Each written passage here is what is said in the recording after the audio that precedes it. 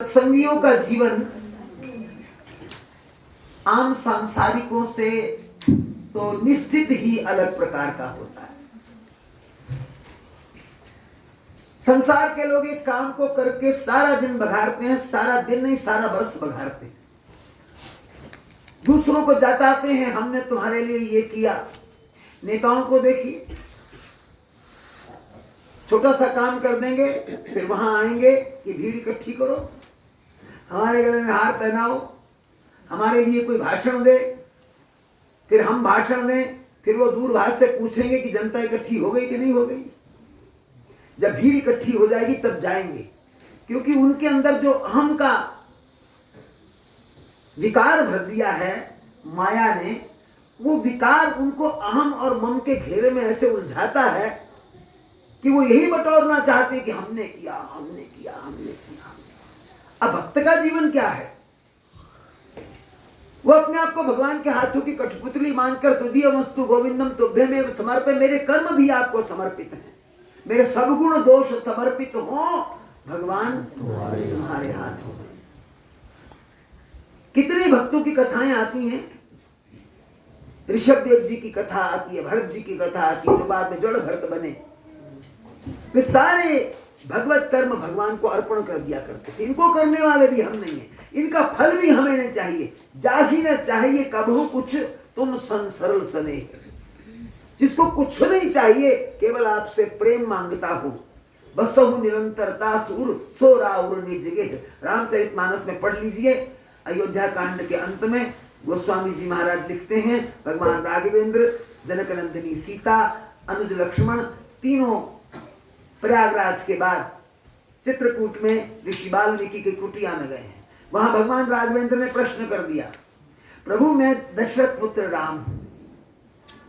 देखो, त्रिकाल के ऋषि को नीचे बैठ करके हाथ जोड़ करके भगवान प्रार्थना करते, क्योंकि मानव अवतार है ना, मानव लीला की मर्यादा पूर्ण करनी है।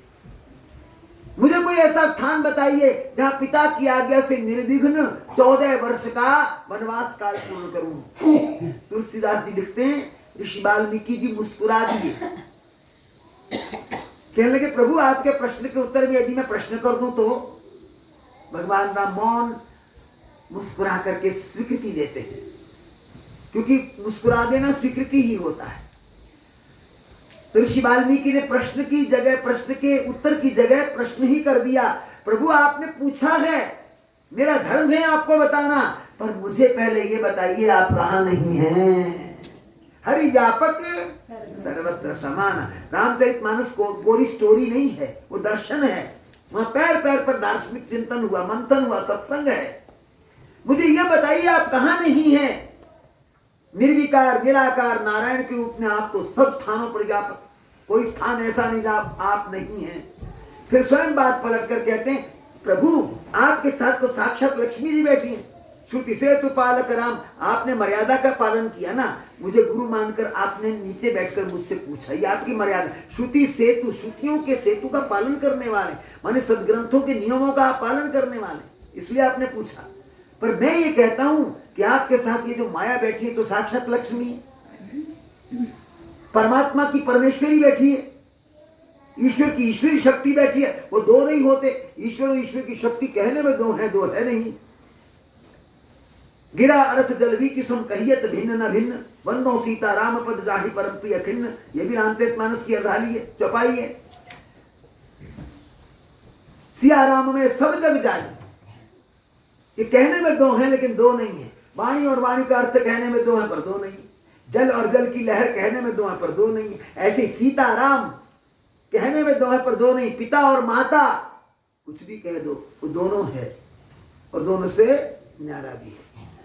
तो उन्होंने कहा, प्रभु श्रुति सेतु पालक राम तुम जगदीश माया जानकी, आप जगदीश्वर हो, ये आपकी माया है जो सृजति जग पालती हरति रुख पाई कृपा निधान की। वो आपका संकेत पाकर के ब्रह्मांडों की रचना कर देती है। मुझसे स्थान पूछना है, आप कृपा निधान का एक इशारा मिलता है, ब्रह्मांडों की रचना कर देती है आपकी माया। मैं स्थान कैसे बताऊं? फिर स्वयं उन्होंने बात पलट डाली, अच्छा मैं समझ गया, आप निराकार निराकार निर्विकार तत्व रूप नारायण के रूप में तो सर्वव्यापक हैं। आपकी माया भी सर्वशक्तिमती है, परंतु क्योंकि इस समय आप मानव अवतार की लीला कर रहे हैं, वो माया शक्ति भी मानवीय बनी हुई है। आपने स्थान पूछे हैं तो मैं आपको 14 स्थान बता देता हूं। देखो 14 वर्ष का वनवास और 14 स्थान।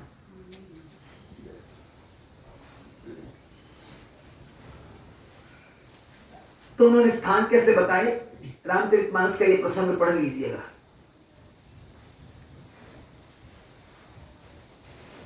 उसमें एक स्थान ये है, जाहि न चाहिए कबहु कुछ तुम सन सरल स्नेह, बसहु निरंतरता सूर सो राव निजगी।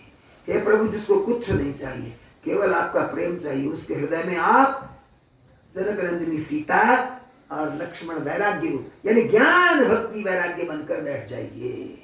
आज आप ज्ञान भक्ति और वैराग्य के रूप में आए, तो बैठना चाहते तो भक्तों के हृदय में बैठी। 14 प्रकार के भक्त बता दिए।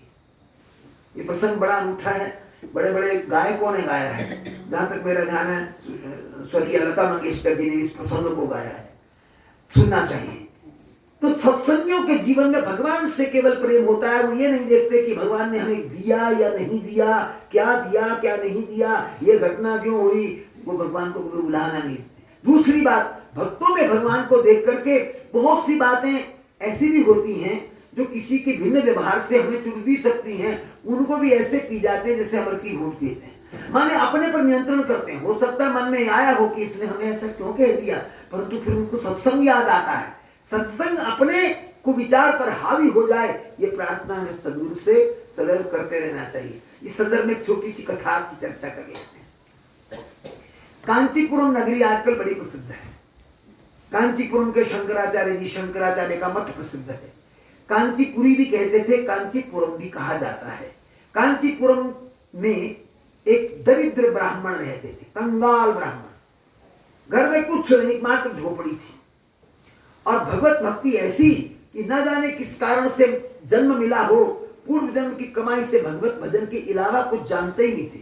उनको पता ही नहीं था कमाना क्या होता है, घर बनाना क्या होता है, जमा पूंजी क्या होती है, घर की सामग्री एकत्र करना क्या भाव होता है। वो अनासक्त भाव से भगवान की पूजा करते थे। हाँ, क्षुधा लगती थी तो भिक्षाटन करने जाते थे। नाम था दामोदर। उनकी अर्धांगिनी भी उनकी जैसी सुशीला थी। दामोदर ब्राह्मण मर्यादा के अनुसार 3 घरों में, 5 घरों में अथवा 7 घरों में जाके भिक्षाटन करते थे। भिक्षा में सूखा मिलता तो घर में आके बना लेते। वैसे दक्षिण की कथा है ना, तो वहां मर्यादा की दृष्टि से लोग सूखा ही अन्न देते थे। दाल और भात, नमक तेल हल्दी इत्यादि दे दिया करते थे। तो घर में दाल भात बनता था और दाल भात खाने के बाद दोनों अपने अपने फटे पुराने आसनों पर बैठकर भगवत भजन किया करते थे। जिस दिन नहीं मिलता उस दिन ये समझ लेते कि आज उपवास है। भगवान ने हमें उपवास करवा कर हमारे बच्चे कुचे पापों का भी विनाश करवाया। उपवास इसलिए, तो उपमाने निकट, वास मैंने बसना। हम निकट तो नहीं बसते, हम तो रसोई में बसते। उस दिन रेसिपियां बनाते हैं, न जाने कैसे कैसे चटपटे मीठे खट्टे पदार्थ बना बना करके एकादशियां मनाते हैं। जबकि एकादशी 10 इंद्रियों और 11वें मन, इन 11 को शांत रखने के लिए होती है। बस क्षुधा की छोटी सी, हल्की सी, थोड़ी सी पूर्ति हो जाए और भगवत भजन में मन लगे। अधिक ठूस के खाएंगे तो भगवत भजन नहीं होगा। अच्छा, उसका एक दूसरा भी वैज्ञानिक परिप्रेक्ष्य है। वो ये कि 15 दिन के बाद एकादशी आती है, तो 15 दिन के बाद गाड़ी की सर्विस हो जानी चाहिए, नहीं तो बीमार हो जाएंगे, रोग लग जाएंगे। हल्का फुल्का खिलाकर इसे उस दिन किसी बिना काम काज, बिना दौड़ धूप के बस बिल्कुल शांत रखना चाहिए। केवल तन को नहीं, मन को भी शांत रखना चाहिए। और मन की शांति तो परमात्मा के चरणों में नहीं होते। तो वो ऐसा ही करते थे। अतिथि की सेवा करना उनका धर्म था। सत्संग का श्रवण उनके लिए अमृतमय था और कुछ नहीं करते थे। अतिथि की सेवा कोई आ जाए तो अवश्य करते। जो स्वयं खाते उससे पहले अतिथि को खिलाते। अतिथि को खिला के धन्य हो जाते। ये उनका जीवन था। एक दिन भिक्षाटन के लिए गए तो कुछ नहीं मिला। कुछ घरों में जाके भिक्षाटन किया, भिक्षा की आवाज दी, भिक्षाम देहि माम भवति, परंतु कुछ ना मिला। लौट आए, निराशा कोई नहीं है मन पे, पर एक बात की स्मृति हो रही है कि हम तो उपवास करेंगे, भगवान ने बड़ी कृपा की, हमें उपवास में आज रखा, हम पति पत्नी भगवान का भजन करेंगे, हमारे पापों का इस रूप में क्षय होता जा रहा, परंतु कोई अतिथि आ गए तो क्या करेंगे। अब दामोदर घर पहुंचे, पत्नी ने देखा कि बर्तन खाली है, भिक्षा का पात्र खाली है, माला और जल का लोटा सामने रख दिया और स्वयं बैठ गई। दामोदर ने कहा, देवी वैसे तो ठीक है, भगवान ने हमें उपवास दिया, पर कोई अतिथि आ गए तो थोड़ी कठिनाई हो सकती है। कहा कि नारायण है ना, सब समाधान कर देंगे, प्रभु है ना, सर्वेश्वर है ना, कांचीपुरम के वेंकटेश्वर सर्वेश्वर हमारे हृदय की भावना को जानते हैं, एक एक बात को जानते हैं। ऐसा कहकर के भजन में लग गए। बस वही हुआ कि सिर मुड़ाते ही औले पड़े, भगवान का आसन पिघल गया, डोल गया।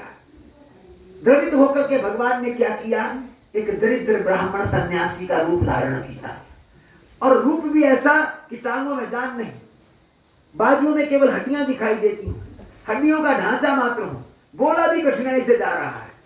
सर्वशक्तिमान विभो अपने भक्त के लिए, देखो जो सृष्टि का निर्माण करता है, एको हम बहुश्याम कह के, आज वो दरिद्र नारायण बन गया। बन करके सीधे के सीधे आ गए कहां, दामोदर की कुटिया के द्वार पर, और आकर के नारायण हरि की गुहार कर दी। आवाज से पता लगता है कोई वृद्ध व्यक्ति आया है। दामोदर ने एकदम सन्यासी देख करके चरणों में झुक गए, प्रणाम किया, आइए महाराज, पधारिए। पति पत्नी ने चरणों को धोया जल से और चरणामृत पिया, कुशा के आसन पर बिठाया, और वो सन्यासी महाराज क्या कहने लगे, दामोदर मैं तुम्हारी ख्याति सुनकर आया, तुम्हारा यशोगायन सुनकर आया।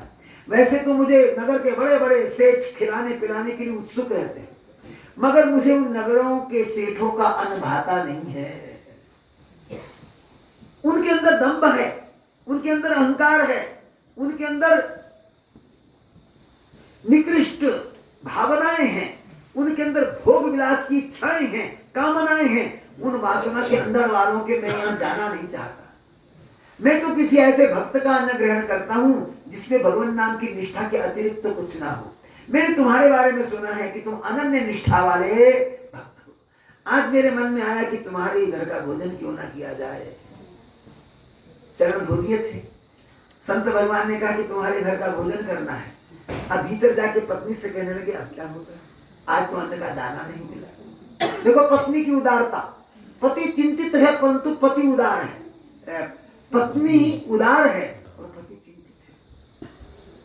क्या कहा, अब क्या होगा, तो उसने कहा, प्राणेश्वर आप चिंता ना कीजिए,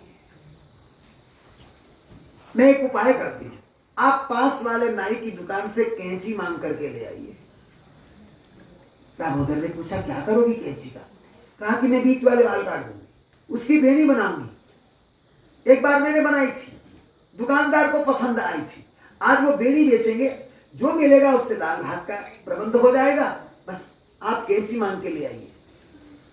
देखो उस सौभाग्यवती नारी ने भगवान के प्रेम में आकर अपने पति के सम्मति से भीतर के बाल काटे और बाहर के रहने दिए, और फिर उनको ऐसे सिर पर व्यवस्थित कर लिया कि किसी को पता ना चले।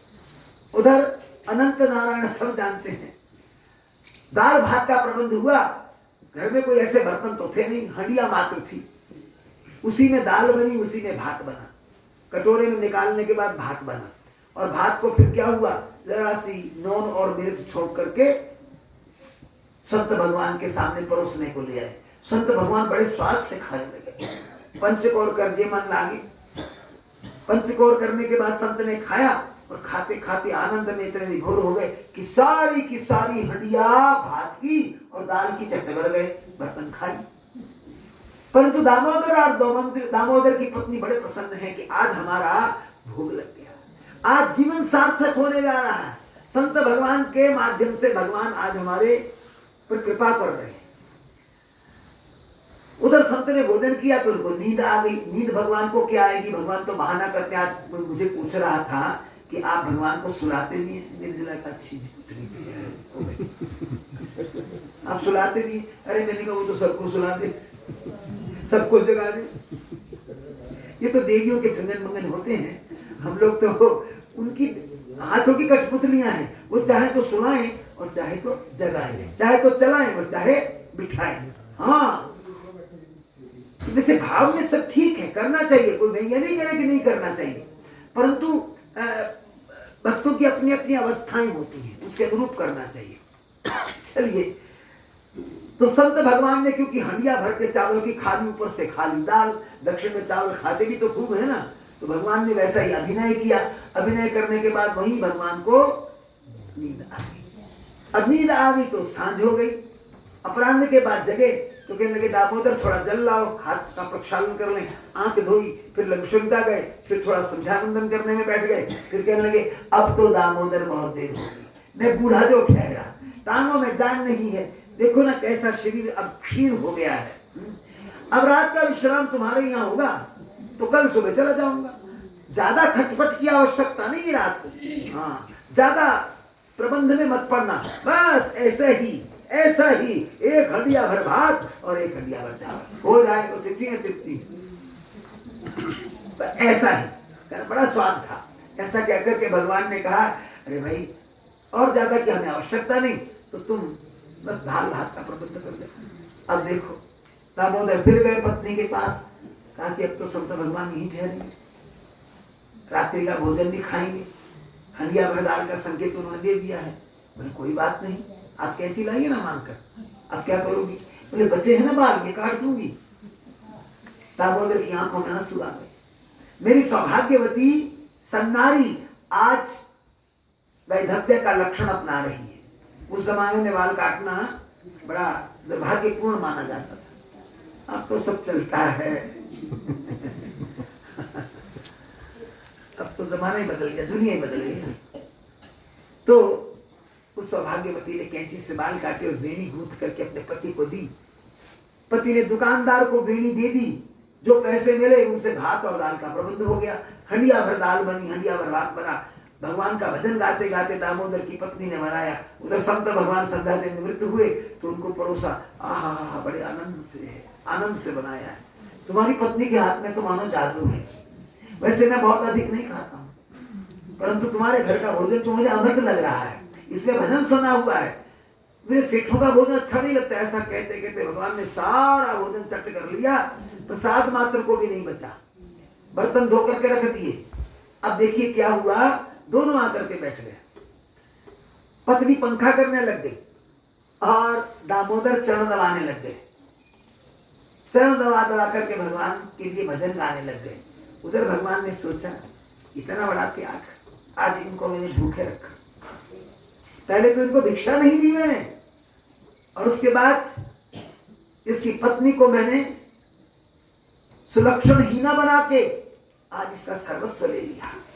ऐसे भक्त का मैं घर ना भर दूं तो मैं भगवान कैसे? किस प्रकार का भगवान? भगवान की आंखों से आंसू आने लगे भक्त के प्रेम में। और वो जो लीपा हुआ